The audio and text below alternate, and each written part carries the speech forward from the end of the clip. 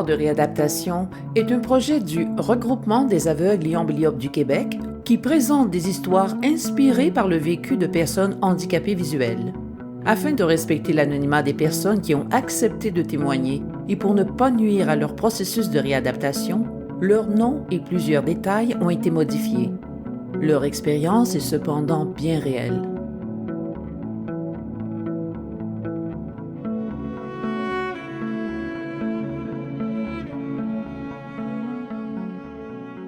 Hélène est inquiète.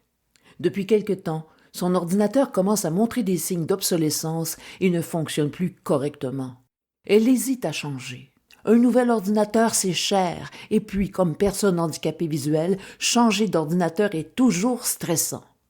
Elle sait qu'elle devra apprendre à utiliser un nouveau système d'exploitation.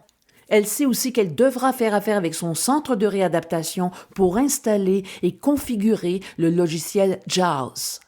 JAWS, c'est le nom du lecteur d'écran qui lui permet d'utiliser son ordinateur. C'est grâce à ce logiciel qu'elle peut gérer ses courriels, s'inscrire à des activités, télécharger des livres audio, lire les nouvelles. Ces derniers temps, son ordinateur est particulièrement important. Hélène est devenue proche aidante d'un membre de sa famille. C'est dans son ordinateur que tout est noté, courriel, suivi, notes, rendez-vous, et elle ne peut se permettre de ne plus avoir d'ordinateur. Elle va donc s'en acheter un nouveau.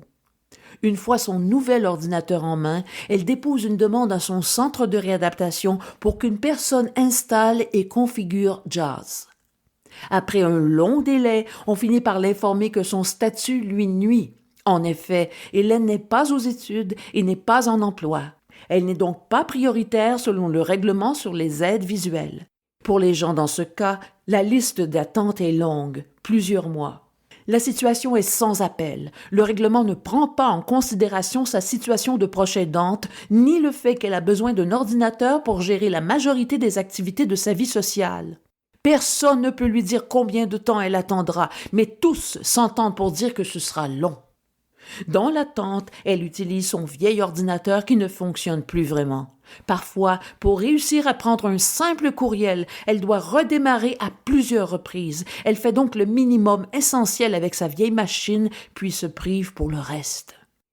Hélène comprend qu'une personne aux études ou en emploi soit priorisée, mais elle sent que les délais qu'elle vit sont injustifiables. Agir à titre de proche aidante n'est déjà pas un travail facile, mais si elle doit en plus se battre avec son centre de réadaptation pour être en mesure d'utiliser son ordinateur, alors cette tâche devient une montagne.